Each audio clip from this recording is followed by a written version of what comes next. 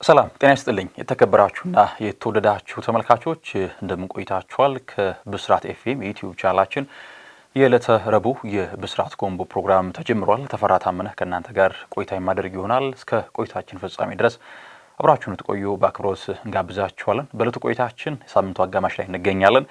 ተወዳጁ ተናፋቂው የአውሮፓ ቻምፒየንስ ሊግ ተመልሷል በጥሎ ማለፍ ጨዋታዎች። ታዲያ የጥሎ ማለፍ የመጀመሪያ ጨዋታዎች ትላንት መከናወን ጀምረዋል።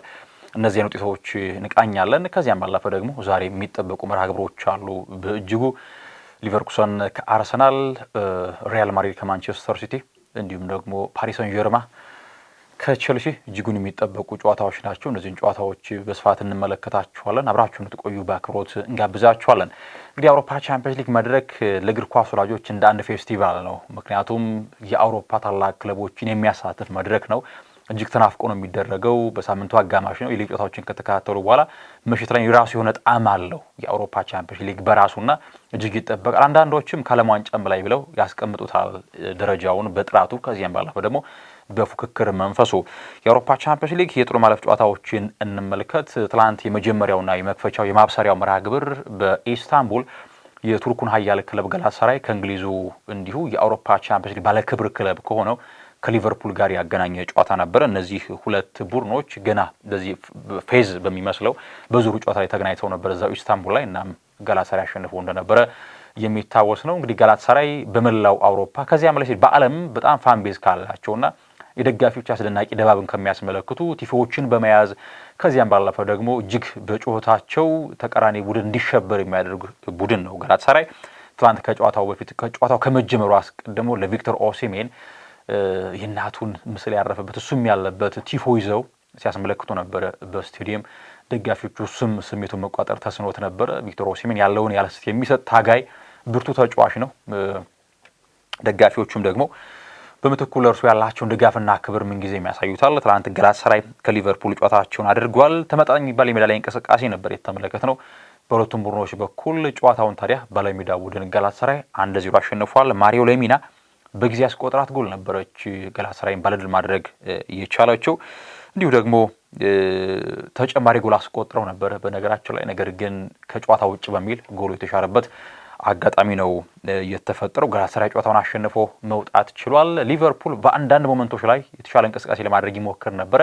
ይበልጥ ግን ወደ በሚድ ብሎክ ነበር ይጫወት የነበረው ሊቨርፑል።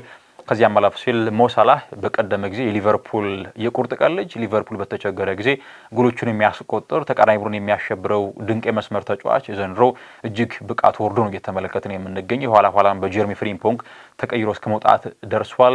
ሊቨርፑል ፊት መስመር ላይ ጥርስ የሌለው አንበሳ ሆኖ እየተመለከትን የምንገኘው። በአንዳንድ አጋጣሚዎች ሁጎ ኤኪቲኬ የግል ጥራቱን ተጠቅሞ እድሎችን ለመፍጠር ይሞክራል። ፍሎሪያን ቬትስ ዳግም ከጉዳት አገግሞ የተመለሰው ያንን ጥራቱን ማስመልከት አልቻለም። በአንዳንድ አጋጣሚዎች አሌክስ ማካሊስተርና ዶሚኒክ ሶቦዝላይ ወደፊት ቀረብ እያሉ ይጫወታሉ። ነገር ግን ስል መሆን አልቻሉም ነበር ሊቨርፑሎች። ትናንት እንዲያውም በሊቨርፑል ኮናቴ እድለኛ ነበር ማለት ይቻላል። በተወሰነ መንገድ የጋላታሳራዩ ተጫዋች ለማጥቃት እንቅስቃሴ አድርጓል በሚል ከጨዋታ ውጭ በሚል ተሻረ እንጂ ጎሉ ሁለተኛ ጎል ተቆጥሮበት በአንፊልድ ውጤቱን ለመቀልበስ እጅግ ችግር ውስጥ የሚገባበት አጋጣሚ ይፈጠን ነበረ። ከዚያም ባለፈ ሊቨርፑልን ጎል አስቆጥረው ነበረ። ኮናቴ በእጅ ነክቷል በሚል የመሃል ዳኛው ጎሉን የሻሩበት አጋጣሚ ተፈጥሯል። ትናንት ጋላታሳራይ አሸንፎ መውጣት ችሏል ጨዋታውን። እንዳልኳቸው ሊቨርፑል በእንቅስቃሴ ነገር በአንዳንድ ሞመንቶች አሉ ጥሩ የሚመስልበት አጋጣሚ፣ ነገር ግን ያንን የሜዳ ላይ እንቅስቃሴ ወደ ውጤት ለመቀየር ሲቸገር ነበረ ሊቨርፑል። ትናንት አርነ ስሎትም ለዚህ ችግር መፍትሄ ለማበጀት እጅግ ከብዷቸዋል።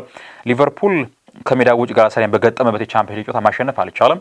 በ3 ተሸንፏል። በአንዱ ነጥብ ተጋርቷልና ምን ያክል ወደ ኢስታንቡል ተጉዞ ሲጫወት እንደሚቸገር የአንፊልዱ ክለብ ማሳያ ነጥብ ነው። ሞሳላ እንደዚሁ በቻምፒየንስ ሊግ 81 ያክል ጨዋታዎችን የከወነበት አጋጣሚ ተፈጥሯል። እንግዲህ ጄሚ ካራጋር በዚህ ቁጥር ተቀምጦ እንደነበረ ይታወቃል። ፍሎሪያን ቬትስ ከጨዋታው መጠናቀቅ በኋላ አንድ ሀሳብ ሰጥቷል። በውጤቱ በጣም ደስተኞች አይደለንም፣ ነገር ግን አሁንም አላለቀም። የመልስ ጨዋታ በቀጣይ በአንፊልድ እናደርጋለን፣ እናም እንፋለማለን ውጤቱን ቀልብሰን ለማለፍ የሚል ሀሳቡን ሰጥቷል። ከጨዋታው አስቀድሞም እንደምናውቀው አሌክስ ማካሊስተር አንድ ሀሳብ ሰጥቶ ነበረ።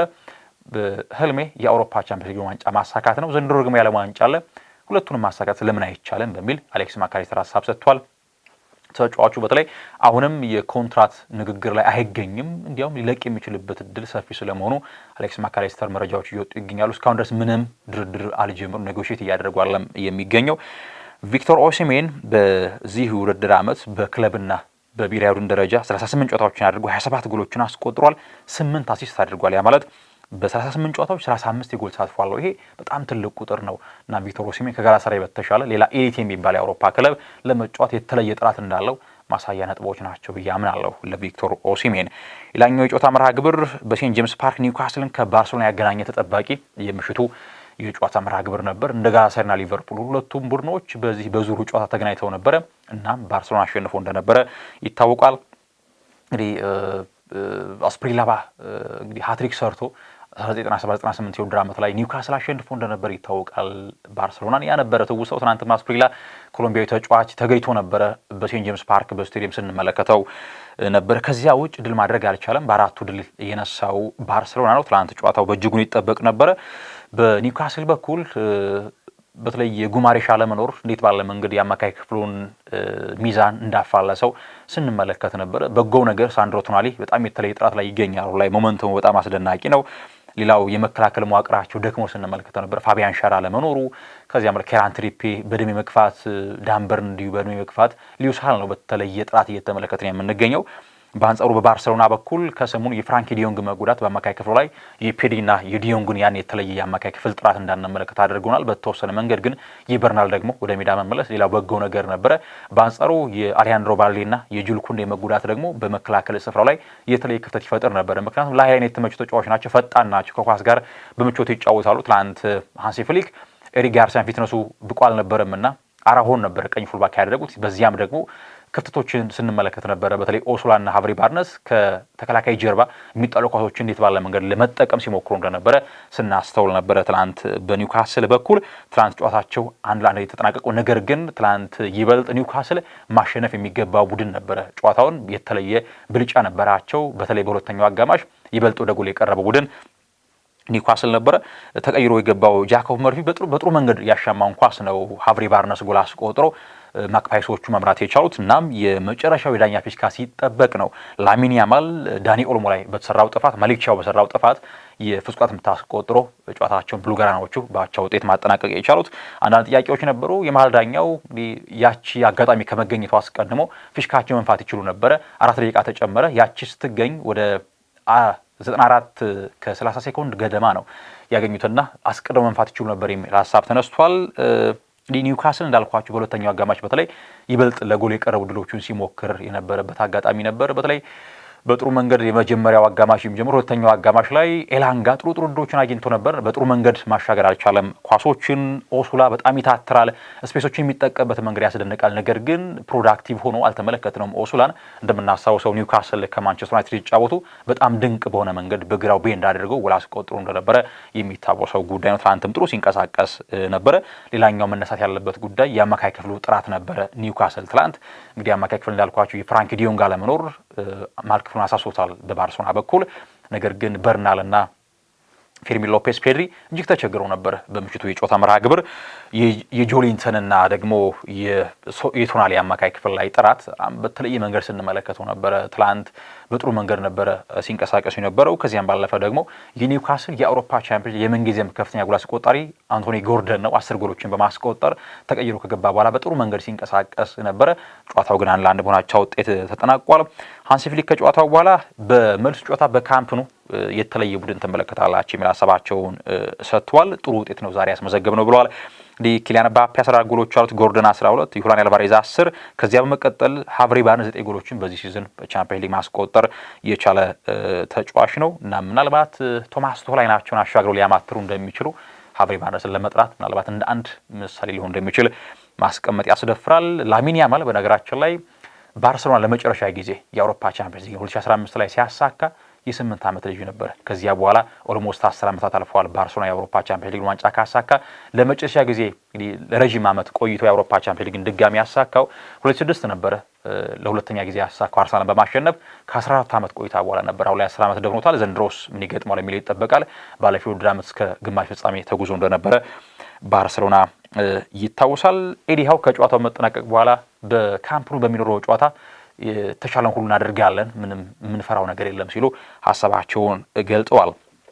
ሌላኛው የስፔን ክለብ አትሌቲኮ ዲ ማድሪድ ጨዋታውን በዋንዳ ሜትሮፖሊታኖ ከቶትናም ስፐርስ ጋር ማድረግ ችሎ ነበረ። ለየቅል ያሉ ቡድኖች ናቸው። ቶትናም ስፐርስ እጅግ መጥፎ የሚባል ሲዝን ነው ያሳለፈ የሚገኘው። አትሌቲኮ በአንጻሩ እርግጥ ነው ብዙ ውጣ ውረዶችን እያሳለፈ ነው። ወጥ የሆነ ብቃት ማስመልከት አልቻለም። በአንጻራዊነት ግን የተሻለ ቡድን ነው ከቶተንሃም ይልቅ አትሌቲኮ ዲ ማድሪድ። ትላንት 7 ያክል ጎሎች ተቆጠሩ። በምሽቱ የጨዋታ መርሃ ግብር አትሌቲኮ ዲ ማድሪድ 5-2 ነው ማሸነፍ እየቻለው። ማርከስ ሎሬንቴ፣ አንቷን ግሪዝማን ለኖርማ አንዳንድ ጎሎችን ሲያስቆጥሩ ሁሊያን አልቫሬዝ 2 ጎሎችን ማስቆጠር ችሏል ለሮሂ ብላንኮቹ። በአንጻሩ ለቶተንሃም ስፐርስ ፔድሮ ፖሮና ዶሚኒክ ሶላንኬ ናቸው ያስቆጠሩት። በተለይ ደግሞ 2 ጎሎች ሲቆጠሩ የአትሌቲኮ ዲ ማድሪድ ኪንስኪን ነበር የተጠቀሙት። ኢጎር ቱዶር እንዲያም ጥያቄ ሲፈጠር ነበረ። ጊሌርሞ ቪካሪዮ ነው ቋሚ ግብ ጠባቂያቸው። ነገር ግን ኪንስኪን ተጠቅመው ነበረ። 2 የግል ስህተቶችን ሰርቶ ነበር ኪንስኪ 2 ጎሎች ሲቆጠሩ። እናም ግልጽ የሚባል የግብ ጠባቂ ኢንዲቪጁዋል ኢረር ነበረ መስራት እየቻለው። ያም ደግሞ ቶተንሃሞችን ዋጋ አስከፍሏቸዋል። ዳግም እንዲያገግሙ ነው ያደረጋቸው። ኢጎር ቱዶርም በተለይ ለቶተንሃም ስፐርስ ትክክለኛው ሰው እንደሆንኩኝ አስባለሁ የሚል ሀሳባቸውን ሰጥቷል። ኪንስኪን ስለ ማሰለፋቸው ትክክለኛ ጥሪና ውሳኔ ነበረ። ነገር ግን ታለንት ያለው ግብ ጠባቂ ነው።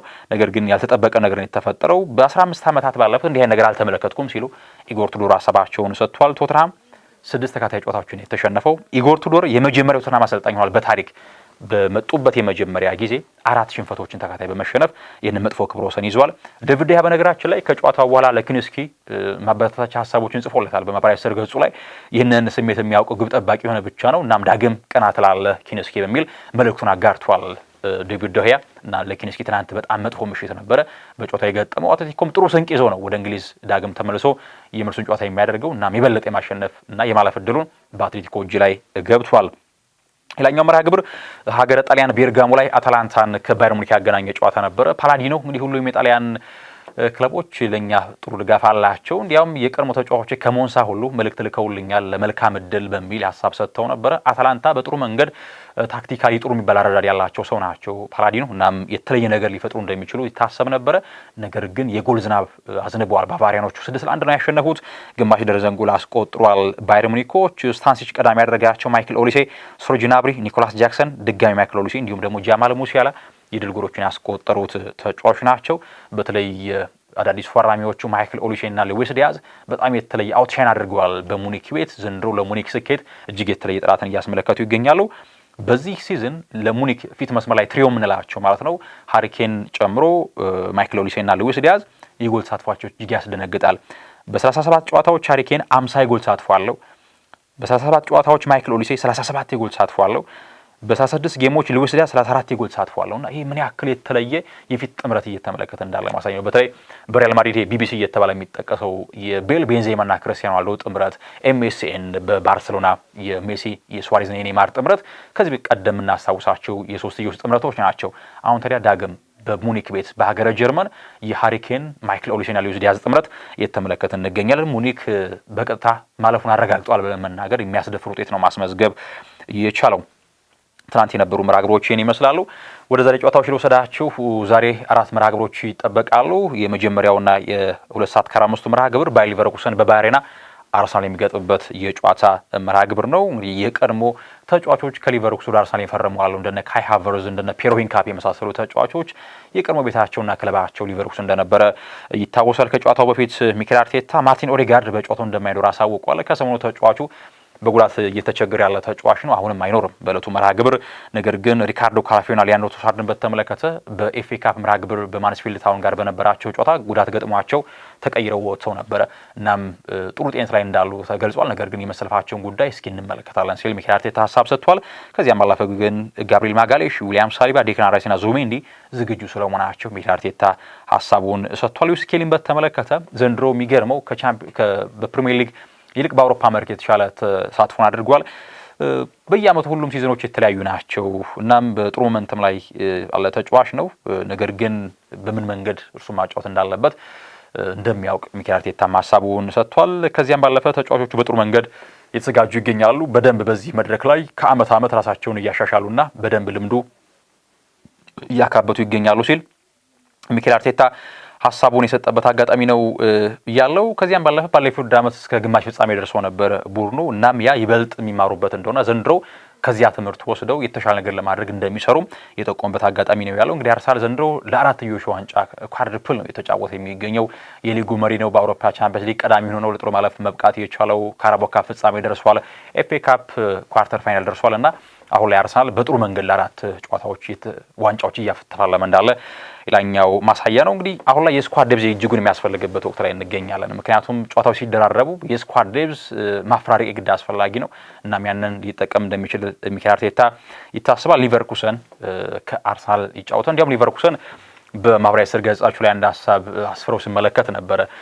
እንግዲህ እንደሚታወቁ በአንድ ወቅት ሚኬል አርቴታ ወደ አርሰናል ከመጣ በኋላ በመልበሻ ክፍል ውስጥ አምፖል ይዞ ልክ እንደ ቡድን ከሰራ እንደ ቡድን ከተጫወትን እንደዚህ አምፖል እናበራለን የሚል ሀሳብ ሰጥቶ ነበር። እናም ትላንት በማህበራዊ ስር ገጻቸው ሊቨርኩሰኖች የሶኬት ማብሪያዎችን ሲነቅሉ ሲያስመለክቱ ነበር። አርሰናል ያንን የቀደም የሚኬል አርቴታ ንግግር አስቀድሞ በማሳየት ማለት ነው። ሌላኛው መርሃ ግብር በቤርናባው ሪያል ማድሪድ ከማንቸስተር ሲቲ ጨዋታቸውን የሚያደርጉ ነው የሚለው። እነዚህ ሁለት ቡድኖች በየዓመቱ መገናኘትን ለማዳረገው ሳል በአውሮፓ መድረክ ዘንድሮም ተገናኝቷል። አልቫሮ አርቤሏ እንግዲህ ፔፕ ጓርዲዮላን በተመለከተ ምንጊዜም ለጨዋታ የሚዘጋጅበት መንገድ ያስደንቃል። እናም እንደ ቡድን የተቻለን ለማድረግ እንሞክራለን ብሏል። ፌዴ ቫልቬርዴ ጨዋታው በተመለከተ ተጫዋቾች የራሳቸውን በደል የበለጠ ጥራታቸውን ለመግለጥ ጥሩ አጋጣሚ ነው የሚል ሀሳብን ሰጥቷል። ፔፕ ጓርዲዮላ እንግዲህ ወደ ቤርናባው ተጉዞ መጫወትን የተለየ ስሜት እንዳለው ጠቅሷል። እንዲሁ ጂያንሉጂ ዶናሩማ ያለፈውን ውድድር ዓመት አስታውሷል። ፓሪስ ሰን ዠርማ ለጥሎ ማለፍ ሲበቃ ጠንካራ ቡድን አልነበረም። ነገር ግን ከዚያ በኋላ ዳግም የተለየ ብቃትን አስመልክቶ ነበረ ለዋንጫ ድል የበቃው እና ምንጊዜም በጥሎ ማለፍ ጨዋታዎች ላይ ምንም ሊፈጠር እንደሚችል ጂያንሉጂ ዶናሩማ ሀሳቡን ሰጥቷል። እንዲሁም ሪያል ማድሪድ በየትኛውም ቁመና ላይ ቢሆን ጥራት ያለው ቡድን ስለመሆኑ ሀሳቡን ሰጥቷል። ሌላኛው መርሃ ግብር ፓሪስ ሰን ዠርማ ከቼልሲ በፓርክ ዲ ፕሪንስ ጨዋታቸውን ያደርጋሉ። ሁለቱ ቡድኖች በክለቦች ዓለም ዋንጫ የሲዝኑ መጀመሪያ ላይ ተገናኝተው ቼልሲ ድል ነስቶ እንደነበረ ይታወቃል። ሌላኛው ሊያም ሮዚነር በሊገ ስትራስቡርግን ሲያሰለጥኑ ያውቁታል ፓሪስ ሰን ጀርማን በጥሩ መንገድ። እንዲያውም ባርኮላ አንድ ሀሳብ ሰጥቷል። ባለፈው ውድድር ዓመት የእንግሊዝ ክለቦችን ገጥመን ነበረ፣ ሊቨርፑል፣ ከዚያም ባለፈ ደግሞ አርሰናልም እንደዚሁ ገጥሞ እንደነበረ ይታወቃል። ኒውካስልን፣ አስቶን ቪላን ጭምር እናም ካለፈው ውድድር ዓመት የእንግሊዝ ክለቦችን ከገጠመው ላይ ዘንድሮ ቼልሲ ጠንካራ ተጋጣሚ ነው ሲል ባርኮላ ሀሳቡን ሰጥቷል። እንግዲህ ሊያም ሮዚነር በጥሩ ታክቲክ ወደ ሜዳ እንደሚገቡ ይጠበቃል። ፓሪስ ሰን ዠርማ በሳለፍነው ሳምንት መጨረሻ በፍራንስ ሊግ በሞናኮ ተሸንፎ ነው ወደ ጨዋታ የሚመጣው። እናም ካለፈው ውድድር ዓመት ጠራቱ እጅግ ዝቅ ብሎ ተመልክተናል። ዘንድሮ በተለይ ዛባርኒም ጥሩ እንቅስቃሴ ያደረገ አይገኝም በተከላካይ ስፍራው ላይ። ፓሪስ ሰን ዠርማ ከቼልሲ ጨዋታው ይጠበቃል። ሌላኛው መርሃ ግብር ቦዶ ግሊምት ከስፖርቲንግ ሊዝበን ይጫወታሉ። ቦዶ እንግዲህ ተአምራቶችን እያስመለከተን የመጣ ቡድን ነው። በተለይ ማንቸስተር ሲቲን አሸነፉ፣ በፕሌይኦፍ ጨዋታ ኢንተር ሚላን ማሸነፍ ቻሉና በተለይ ደግሞ የሊግ ውድድሮቻቸው መቆሙ ጠቅሟቸዋል፣ እረፍት እንዲያገኙ ያደርጓቸዋል። አሁን ላይ ግን የኖርዌይ ሊግ ይጀመራል በቅርቡ። በካላንደር ይር ነው የሚጠቀሙት እንደ ሌሎች አውሮፓ ሀገራት በወጥ አይደለም። ስለዚህ ካላንደር ዓመቱ አሁን ሲጀመር የሊጋቸው ውድድር ይጀመራል። ስለዚህ ቦዶ ከስፖርቲንግ ሊዝበን ጨዋታቸውን ያደርጋሉ። ዛሬ የሚከናወኑ የአውሮፓ ቻምፒዮንስ ሊግ ጨዋታዎች ይህንን ይመስላሉ። ተመልካቾቻችን ቆይታችን ይመስል ነበረ። ተፈራ ታመነ ከመላው የስቱዲዮ ባለሙያዎች ጋር ጊዜን አሳልፍ ያለውን ሰናይ ጊዜን ተመኘው።